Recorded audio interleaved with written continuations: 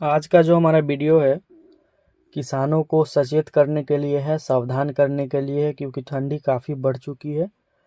और आज हम आपको प्रति एकड़ एक दवा के बारे में बताएंगे। इसका इस्तेमाल अगर आप करते हैं तो आपकी मछलियों को कोई दिक्कत नहीं होने वाला है। बहुत सारे लोग दवा का नाम सुनते ही वीडियो छोड़कर भाग जाते हैं, लेकिन जब रोग लगता है तो वो अपने आसपास की दुकानों में दवा खोजते हैं, उन्हें दवा नहीं मिलता है। फिर आप हमको कॉल करिएगा कि सर दवा भेजिए। दवा भेजने में हमारे यहाँ से 1 सप्ताह समय लगता है। ऐसे में रोग बढ़ जाता है आपके तालाब में काफ़ी अधिक। तो किसान भाइयों, आपसे हम कहना चाहेंगे, बीकेसी एक सैनिटाइज़र है, एक दवा है मछली पालन के अंदर में। चाहे कोई भी रोग आपके तालाब में लगता है या रोग लगने का इंतज़ार ही क्यों करना, हमारा ये कहना है कि रोग लगने का इंतज़ार ही क्यों करना। चाहे प्यासी हो, चाहे रूपचंदा हो, पॉपलेट हो, या रोहू कतला मृगल हो, grass carp, common carp, silver carp हो, किसी भी मछली का आप पालन करते हैं, रोग जब लगता है तो काफ़ी अधिक आप परेशान हो जाते हैं। और ठंडी की सबसे बुरी चीज़ ये है कि जब रोग लग जाता है तो जल्दी ये सही नहीं होता है। चाहे आप कितने भी घरेलू उपचार कर लीजिए, सही तभी होगा जब आप सैनिटाइज़र का प्रयोग करिएगा। सैनिटाइज़र कई प्रकार का होता है मछली पालन में, बहुत सारे लोग इससे अवगत नहीं हैं। लेकिन सैनिटाइज़र की हम बात करें, मछलियों के लिए बहुत ज़रूरी है। सबसे पहले ये जो भी टॉक्सिक गैस होता है तालाब के नीचे में, तली में, क्योंकि सारी की सारी मछलियाँ अभी के टाइम में आप अपने तालाब पे जाएंगे तो कोई हलचल नहीं मिलेगा आपको। चाहे वो दिसंबर का महीना हो, जनवरी का महीना हो, सारी की सारी मछलियाँ मिट्टी से चिपकने की कोशिश करती है नीचे तली में। चाहे ऊपर लेयर की कतला हो, ऊपर लेयर की बिघेड़ हो, सिल्वर हो, मध्य लेयर की ग्रास हो, ब्लैक कार्प हो, या फिर रोहू हो, या फिर नीचे लेयर की मछली तो नीचे ही रहती है। तो ऐसे में सारी मछलियाँ नीचे जाती है और गर्मी उन्हें मिट्टी से प्राप्त होता है, मिट्टी में चिपकने की कोशिश करती है, और उसी से उत्पन्न हो जाता है आपका फंगल इन्फेक्शन। फंगल इन्फेक्शन क्या है? फंगल इन्फेक्शन मछलियों के शरीर में जब मिट्टी चिपकने लगता है और वो मिट्टी काफ़ी अधिक मात्रा में तालाब में मछलियों में चिपकता है और घाव कर देता है मछलियों के शरीर पर।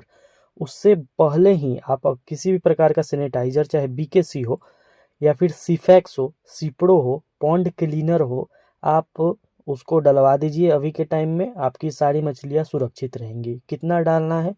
प्रति एकड़ बीकेसी हो, सीफैक्स हो, सिप्रो हो, या फिर कोई भी सैनिटाइज़र हो, 1 लीटर प्रति एकड़ आप डलवा सकते हैं। अगर किसी किसान के तालाब में रोग लग गया है मछलियों में, तो वो 2 लीटर प्रति एकड़ बीकेसी डाल सकते हैं, या 2 लीटर प्रति एकड़ सीफैक्स या सिप्रो का इस्तेमाल कर सकते हैं। किसी भी तरह का सैनिटाइज़र आपको चाहिए, अभी के टाइम में आप डलवा दीजिए। ये इंतज़ार नहीं करिए कि हमारे तालाब में मछलियों में घाव लगेगा, रोग लगेगा, कोई दिक्कत होगा, तभी हम डलवाएंगे। और पंगास वाले किसान तो एकदम ऑर्डर करिए दिए हुए नंबर पर, जो नंबर आपको दिख रहा है इस पर बीकेसी मंगवाइए, सैनिटाइज़र मंगवाइए। बिहार हाजीपुर से बाई पोस्ट आपके घर तक पहुंचेगा दवा। चाहे आप देश में, इंडिया में कहीं से भी है, आपके घर तक 1 सप्ताह 10 दिन के अंदर में पहुंच जाएगा। और आने वाले 10 दिन में ठंडी और बढ़ेगी तो आपके तालाब में परेशानी आने की संभावना 90% तक बढ़ जाती है। फीडिंग बंद नहीं करना है, चाहे कितनी भी ठंडी हो जाए, ताज़ा पानी चलाते रहना है, फीडिंग बंद नहीं करना है। सरसों की खली अपने तालाब में डलवाते रहिए।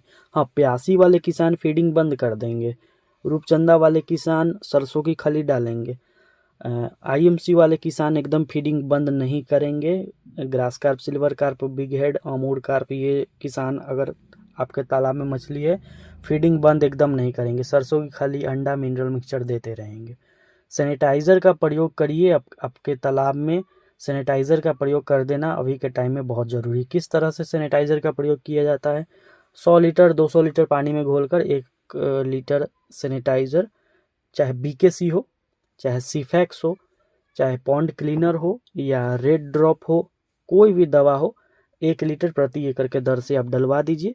पूरे दिसंबर, पूरे जनवरी आपकी मछलियों में कोई दिक्कत नहीं होगा। मंगवाने के लिए दिए हुए नंबर पर कॉल करके आप मंगवाएंगे।